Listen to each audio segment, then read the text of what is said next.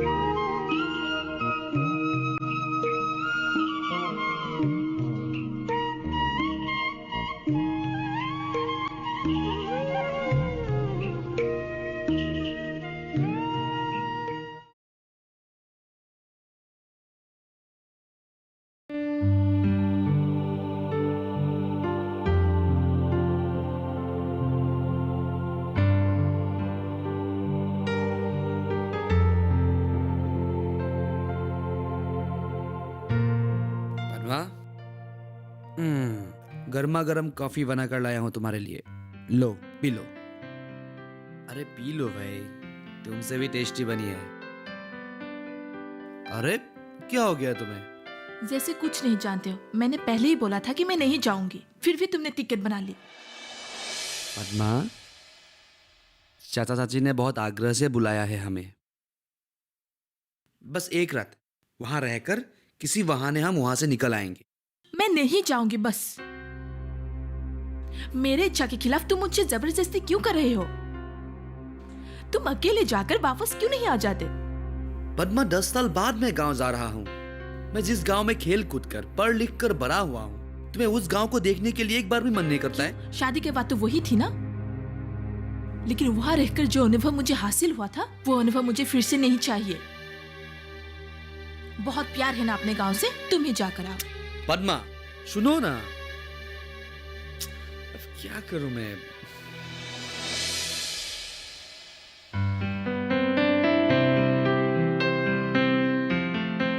सुनिए, आप जाकर वो 2 नारियल तोड़ लाइए तो।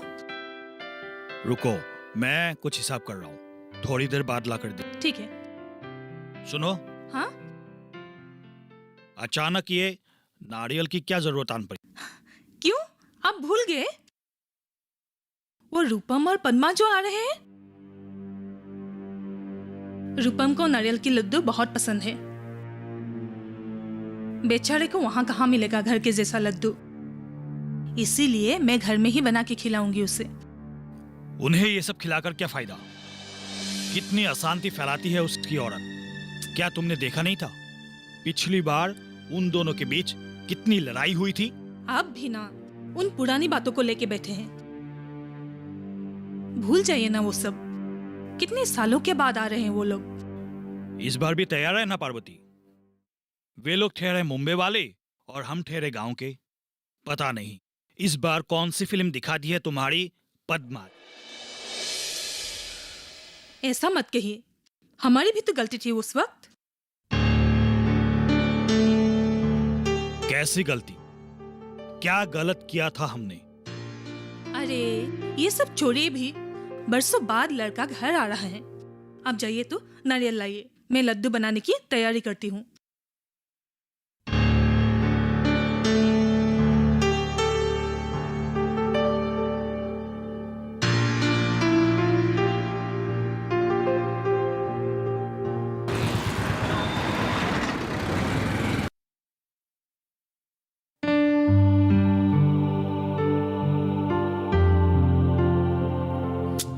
अब कैसे मनाओ इसे? जीजू, प्रबाल, तुम आ गए? क्या बात है, इतना हड़बड़ में बुलाया जो? तुम बैठो ना।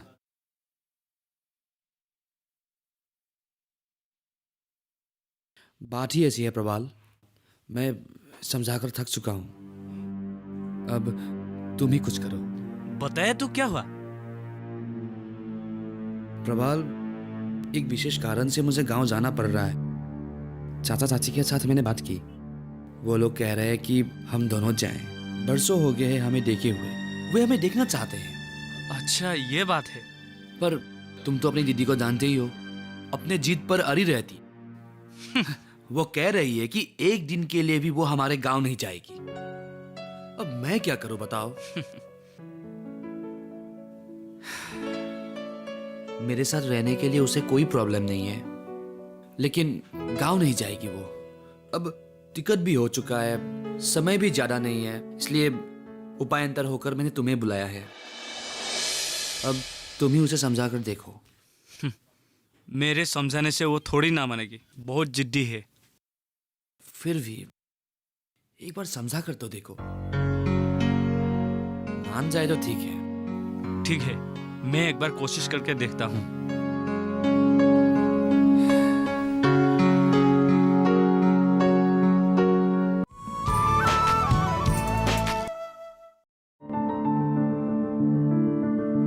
फसल में कीट लगा हो या कोई बीमारी, पशुपालन में हो कोई दिक्कत या चाहिए कोई जानकारी, फोन उठाएं, नंबर मिलाएं और कहें हेलो किसान। हेलो किसान। हेलो किसान। हेलो किसान सोमवार, बुधवार और शुक्रवार शाम 6 से 7 बजे सिर्फ डीडी किसान पर।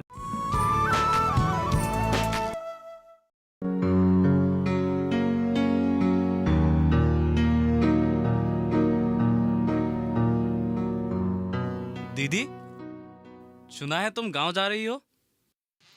किसने कहा तुम्हें? तुम क्यों नहीं जाना चाह रही हो? आखिर वो गांव जीजू का गांव है, उसके नाते जीजू का घर तुम्हारा घर हुआ।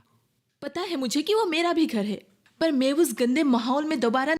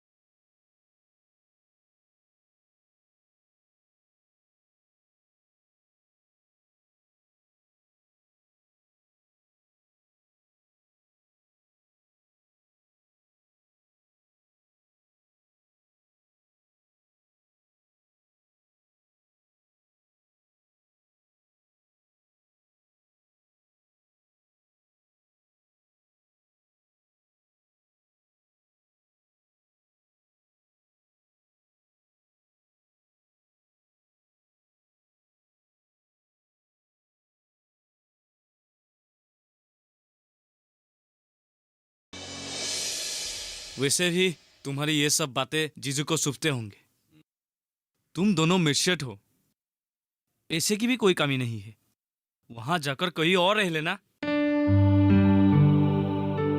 एक बार जाकर तो देख लो।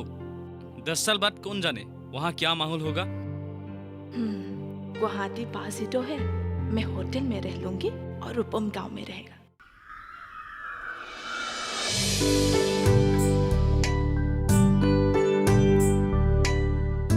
तुम्हारे माँ बनने तक तो मैं तुम्हारी हर मुमकिन सहायता करूंगी, पर एक स्वस्थ संतान जन्म के बाद ही हमारी जिम्मेदारी खत्म नहीं हो जाती। संतान के जन्म होने के बाद और क्या दायित्व रहता है आशा दीदी? हाँ, रहती है। संतान पैदा होने के 1 साल तक ये समय काफी सावधानियों से गुजरना पड़ता है। काफी संजीदा होता है ये समय संतान के लिए। इस दौरान संतान को 6 बीमारियों से बचाने के लिए 5 बार टीकाकरण करना जरूरी है। 5 बार? हाँ, पहली टीका संतान के ठीक पैदा होने के बाद ही, दूसरी 6ठे सप्ताह में, तीसरी 10वीं और चौथी 14वीं सप्ताह में और 5वीं 9वें महीने में दी जाती है। धन्यवाद आशा दीदी, आज बहुत जरूरी बात आपने हमें बताई। ये तो एक आशा की कर्तव्य है। मैं भी आपको सबके सामने धन्यवाद करती हूँ। आपके परामर्श और बातें मानकर आज मैं एक स्वस्थ संतान की माँ बन पाई हूँ और बच्चा भी बिल्कुल स्वस्थ है।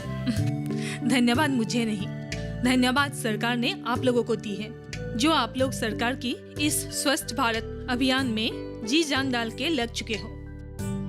सरकार का सपना यही है कि हर एक नागरिक स्वस्थ हो और इसके लिए जो भी योजनाएं एवं सुविधाएं सरकार ने मुहैया की हैं, उसका सुविधा हम जैसे लोग लें। यही सरकार को हमारी सहायता होगी।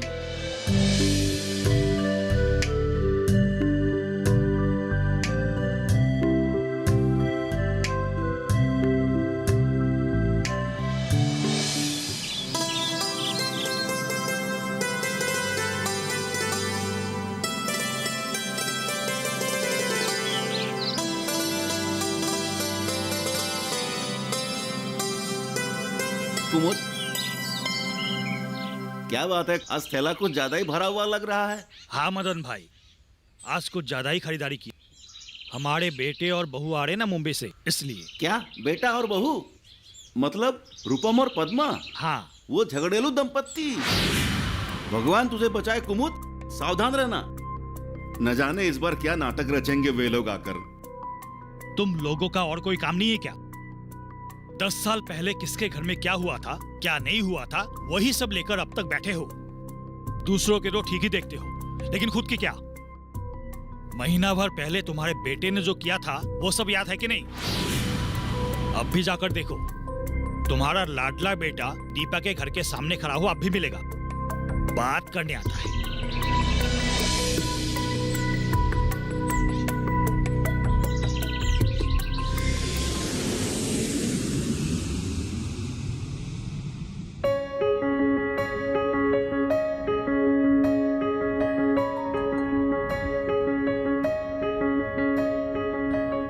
तुमको मैं दोबारा नहीं कहने वाली, मैं इसी गाड़ी में वापस जाऊंगी। सुनो ना पद्मा, तुम्हें नारियल के लड्डू, तिल पिठा ये सब पसंद है ना? चाचा चाची उन सब का भी इंतजाम कर रखे हैं। खान पान तो उनके अच्छे, मनुष्य जैसा ही करते हैं, लेकिन बाकी सब काम क्यों जानवरों के जैसा करते हैं वो लोग? धीरे बोलो, वो सुन लेगा। ऑलरेडी सुन लिया सर।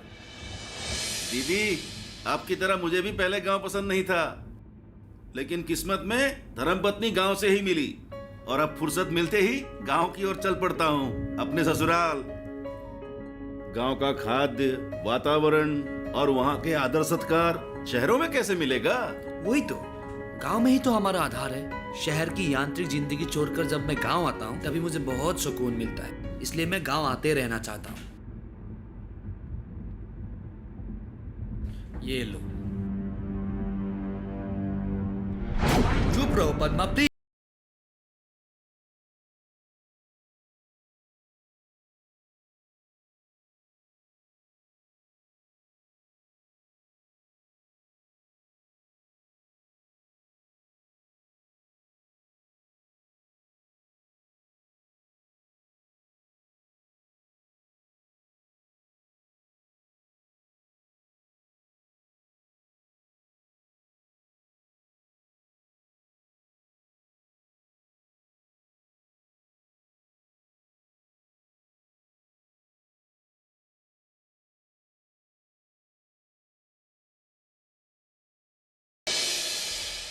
एक पल भी मैं यहाँ नहीं रहने वाली, मैं जा रही हूँ बस। ये क्या पागलपन है पद्मा? पद्मा, अभी तक तो ठीक हूँ, अगर कुछ देर और रहूंगी तो जरूर पागल क्या हो कर रही हो तुम? समझने की कोशिश करो प्लीज।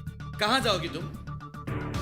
पद्मा देखो, ऐसे चले जाने से चाचा चाची क्या सोचेंगे? सोचेंगे कि साफ सफाई नहीं रखने से बहू उनके घर नहीं रहने वाली। अरे तुम क्या बके जा रही हो? ऐसे तुम पद्मा, पद्मा, बहू,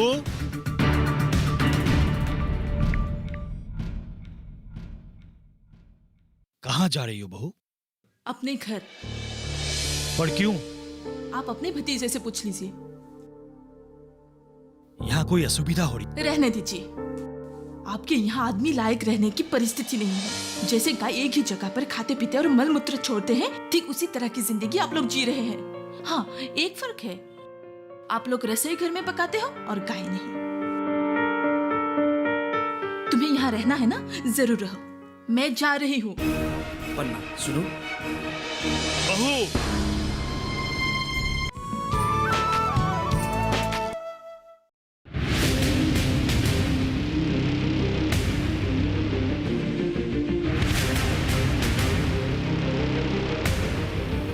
जब तपती है धरती, सूरज उगलता है आग, ठंड में जब सर्दी जमा देती सबके हाल, सब छुप जाते अपने अपने घरों में, तब बाहर निकलता सिर्फ एक इंसान, भरने के लिए हम सबका पेट, खून को पसीने की तरह देता बहा, थक जाता, झुलस जाता, हो जाता बीमार, तब उसकी सेहत का ध्यान रखता सिर्फ डीडी किसान।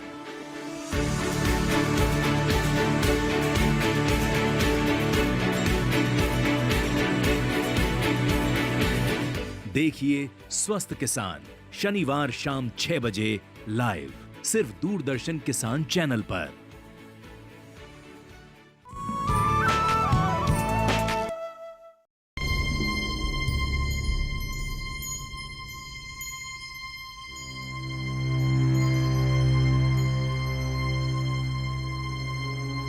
तेरी पत्नी ने तेरे सामने इतनी बातें सुना गई और तू चुप रहा।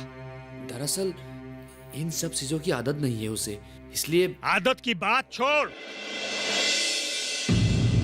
तेरे सामने कोई हमें गाय बकरी कहकर चली गई और तू चुप रहा। मैंने कभी सोचा भी नहीं था कि तेरे सामने कोई हमें इस तरह अपमान करके चली जाएगी और तू चुप बैठा रहेगा। सुन रूपम, अगर तुझे भी यहां कोई असुविधा हो रही है तो अभी के अभी तू यहां से जा सकता है। चाचा जी,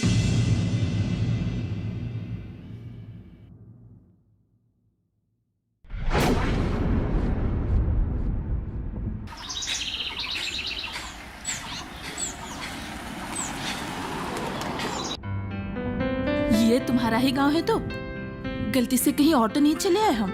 ये तो दूसरा गांव होना नहीं चाहिए, ये रंगीलपरा हमारा गांव ही है। ये निश्चित है कि ये तुम्हारा गांव नहीं है। अरे रास्ता देखो, घरों को देखो, मुझे नहीं लगता ये तुम्हारा गांव है। पद्मा, मुझे कंफ्यूज मत करो, ये मेरा ही गांव है, मैं अपने गांव को पहचानता हूँ। अरे इतने सारे बदलाव, मुझे नहीं लगता कि ये तुम्हारा गांव है। जल्दी से किसी से पूछ लो और पक्का कर लो। वापस भी जाना है मुझे। ठीक है, मैं पूछता हूँ। भैया थोड़ा गाड़ी रोक दीजिए तो मैं पूछ लेता हूँ। हाँ, यहीं पर मैं पूछ के आता हूँ।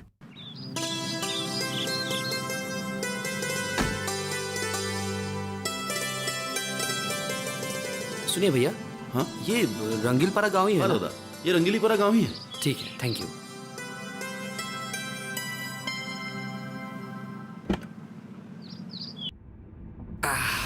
हमारा गांव यही है, चलो भैया।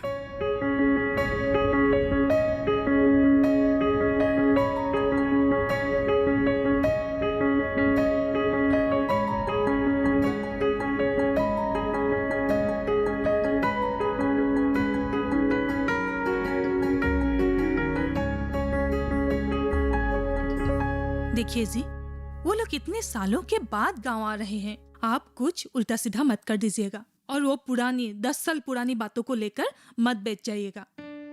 तब बहू नहीं थी, ढेर सारी चीजों के बारे में उसको समझ नहीं थी।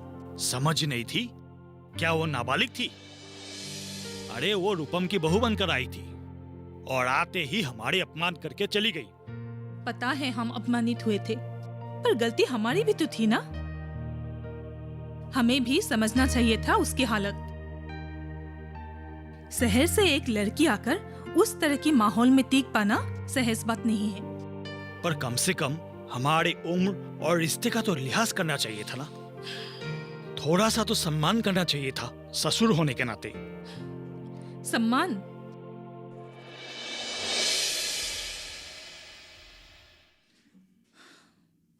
हाँ, उसने थोड़ा सा भी सम्मान नहीं दिया था। पर एक बात याद कीजिए तो,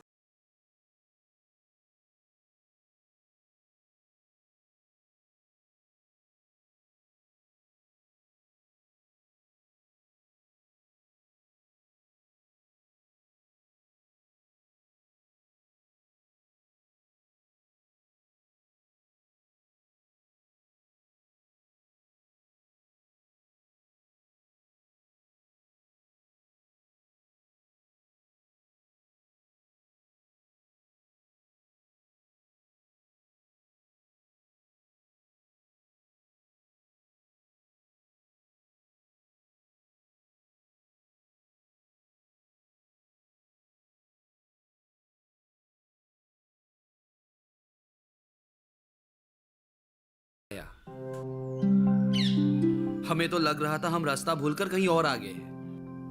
इतना परिवर्तन। हाँ चाची, कैसे हुआ ये सब? तुम सही कह रहे हो। गांव बदल गया है, लोग सचेत हो गए हैं और सरकार भी बहुत कुछ करने लगे हैं गांव के विकास के लिए। अच्छा, मुझे जो कहना था मैंने कह डाला। अगर आप अपने बहू के लिए ऐसा ही रुख अपनाना चाहते हैं तो आप जानो, मुझे और कुछ नहीं कहना। गांव अब बदल चुका है पद्मा, तुम भी बदल जाओ। मैं क्या बदलूं? मतलब पिछली बार जो मिजाज दिखाई थी तुमने, उसे बदलना होगा अब। मैं आप लोगों से एक ही बात कहना चाहूंगी कि आप जैसे रसोई घर, खाने पीने का चीज अच्छे से साफ सफाई करके रखते हैं, ठीक उसी तरह हमारी घर की जो आसपास की जगह है, घर का फर्श, पानी, हर जगह साफ सुथरा रखना जरूरी है ताकि बीमारियां फैल ना पाए।